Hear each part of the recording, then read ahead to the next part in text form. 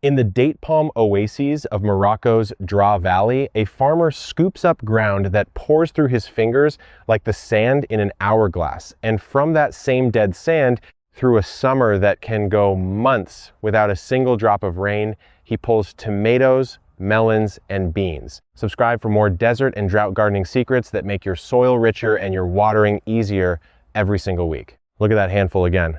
Watch it run out between his fingers, fast, like it's trying to get away. If your own soil drains like that water gone an hour after you pour it, roots dry by lunchtime, then this farmer is about to solve your summer. Because look at where he's standing. The draw snakes green through hundreds of miles of Moroccan desert, date palms towering overhead, and underneath them, little walled plots of the deepest green you have ever seen. Fat tomatoes, melons swelling on the vine, bean plants climbing, rows of them, heavy and ripe, in a place the map calls desert.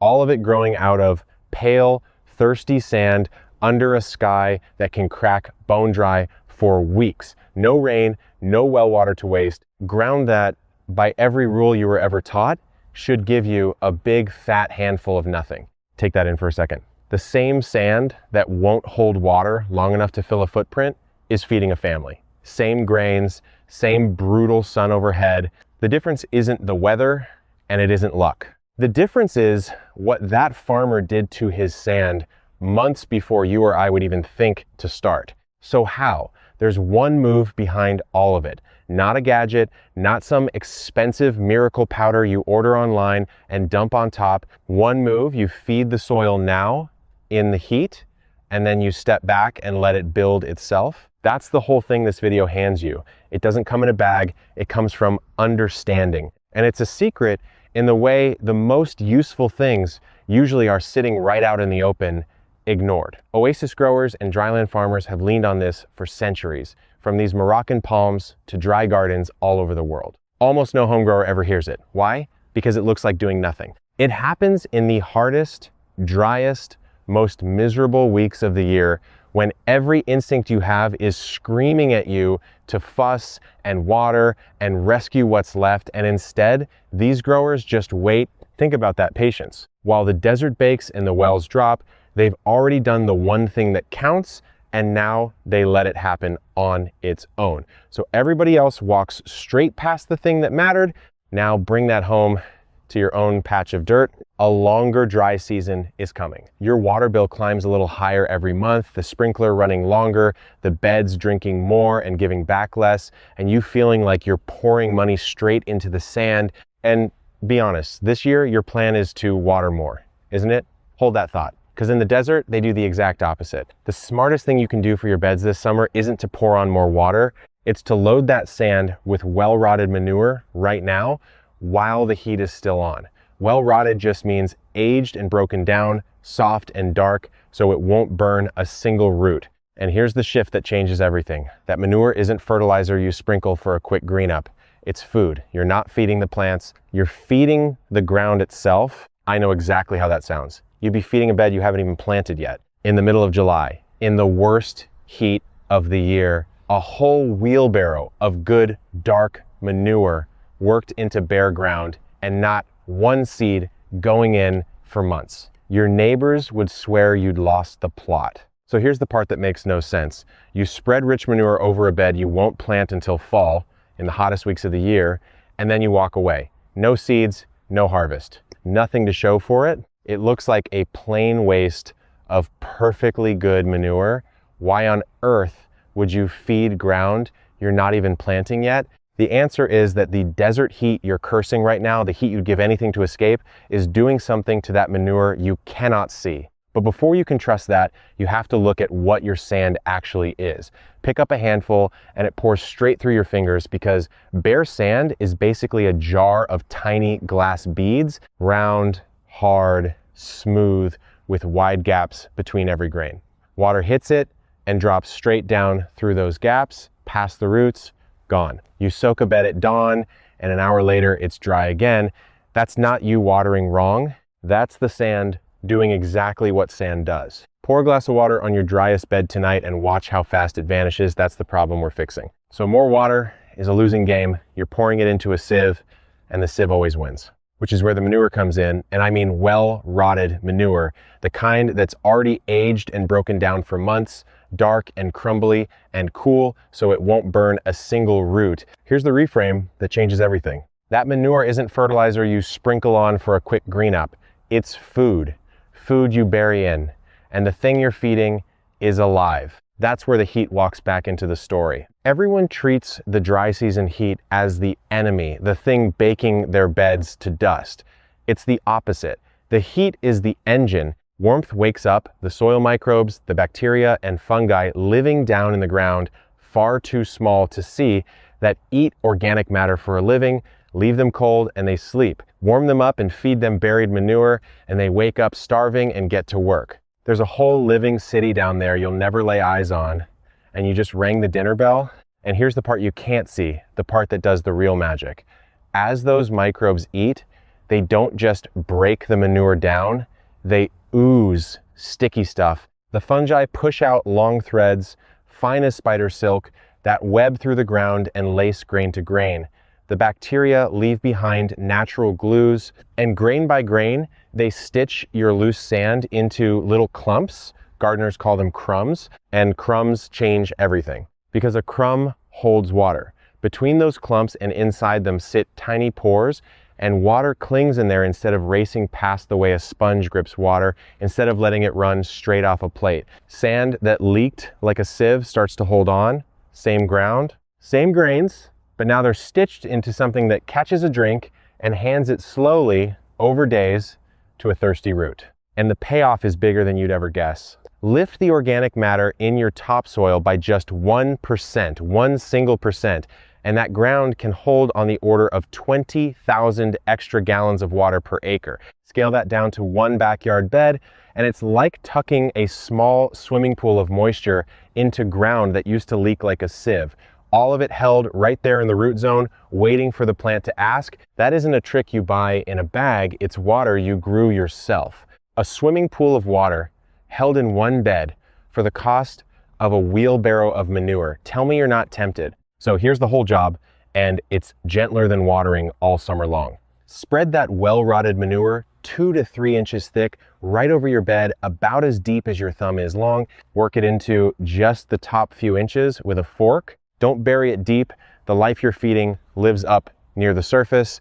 Then keep it damp. Not soaked, not flooded damp, like a wrung out sponge, because the microbes need a little moisture to work and they drown in a swamp. 2 to 3 inches, worked into the top few inches, kept just damp. Write that down because that's the whole job. Then you step back and let them stitch it together for you. Think about what that really means. The heat you've been cursing all summer isn't stealing your season. It's the unpaid crew building your soil while you sleep. Millions of them working every hot hour, asking for nothing. So the manure's down, the microbes are working, and now comes the hardest part of the whole thing. You wait through the rest of the heat with nothing green in that bed to prove a single thing is happening. And the question starts to gnaw. Will that July sand really turn into ground you can plant by fall, or have you just thrown away the one growing window you get all year? The people who answered that question centuries ago did something stranger than feeding an empty bed. They dug their gardens down into the earth on purpose. The Hopi and the Zuni of the American Southwest turned that patience into architecture. They dug their garden beds down below the ground around them and packed the walls with rotted plant matter, and they didn't rush a single seed into it. These are the sunken beds and the waffle beds you can still walk past today on the mesas of northern Arizona and New Mexico. A grid of small square basins, each one a shallow bowl scooped below the surrounding dirt, ringed with a low lip of earth. Rain falls, runoff slides in, and every basin catches and holds what would have run away across bare ground. It's slow on purpose, it's built to ripen, and here's the part that should stop you. Picture your own bed dropped a few inches below the path around it. That little basin is centuries old engineering you can copy this weekend. A shovel, a rake, an afternoon. You're not inventing anything. You're borrowing a design that fed families in some of the driest country in North America long before anyone sold soil in a bag. So think back to those weeks of waiting when the manure was down and nothing looked like it was happening, that was never nothing. That was the whole point. Down in the dark, in the warmth, everybody curses. The microbes were busy the entire time, the bacteria and fungi eating that aged manure, laying down their sticky threads, stitching loose grains into crumbs while you stood up top seeing only bare, patient ground. The dry season heat you were told to fear was the engine running under the surface. You just couldn't watch it work. Then fall arrives, and this is the moment the whole thing has been building toward. That loose, pale sand you spread manure over back in the deep heat of July. Go look at it now. It's dark, it's crumbly. Push your fingers in and it holds together in a soft clump instead of pouring away. The ground that used to run through your hand like the sand in an hourglass now closes around your fingers like something alive because it is. Go squeeze a handful of your own soil right now. By fall, if you start today, it'll hold its shape instead of running through your fingers. That's the whole promise, sitting there in your bed, not bought, built. Now you plant into it. Your fall seedlings go into ground that feeds them from the first day roots pushing into a bed that's holding moisture in the little gaps between every crumb, the way a damp sponge holds water long after you set it down.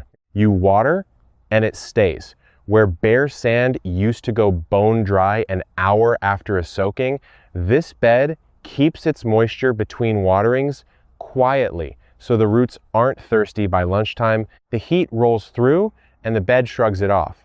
Living soil does that. It buffers. It carries the plant through the hot stretch instead of collapsing under it. And here's where it gets almost unfair. Picture the neighbor who spent the whole summer doing the sensible looking thing, hauling the hose out, watering, feeling productive every single evening. Autumn comes and their bed is exactly what it was in June. The same hungry sieve, water in the top, water gone out the bottom, roots dry by afternoon. They worked harder than you all summer and they start fall with nothing. You did the quiet thing, the thing that looked like doing nothing, and you start fall with a bed full of life. Same street, same sun, completely different ground. So come back to that first image. A farmer in the Drought Valley oases of Morocco, standing over his beds in a summer that can go months without a drop of rain, scooping up a handful of soil that once poured through his fingers like an hourglass and lifting out tomatoes, melons and beans from ground that has no business growing anything. He didn't get lucky. He fed his sand before the dry season could bake it dead, and he let the heat and the microbes do the rest. If a man can build deep, fertile, water-holding soil out of desert that runs through his hand like dust, then your baked backyard with its actual rainfall, its actual off-season is no excuse. None. You just have to start feeding it before the dry season starts working on you. That's the thing the driest places on Earth have been proving for centuries, from the oases of Morocco to the sunken basins of the Hopi and the Zuni. The sand was never the problem. The timing was, feed it now while the heat is still on and everyone else is just reaching for the hose, and fall does the rest for free. The excuse that your soil is too poor, too sandy, too far gone, the desert already retired that excuse 1,000 years ago. Your bed is one shovel of aged manure and a little patience away from proving it too. Thank you for spending this time in the dirt with me. I know it's more fun to plant than to wait, but this is the wait that pays. Go feed your sand while the sun's still doing the heavy lifting, and I'll see you in the next one.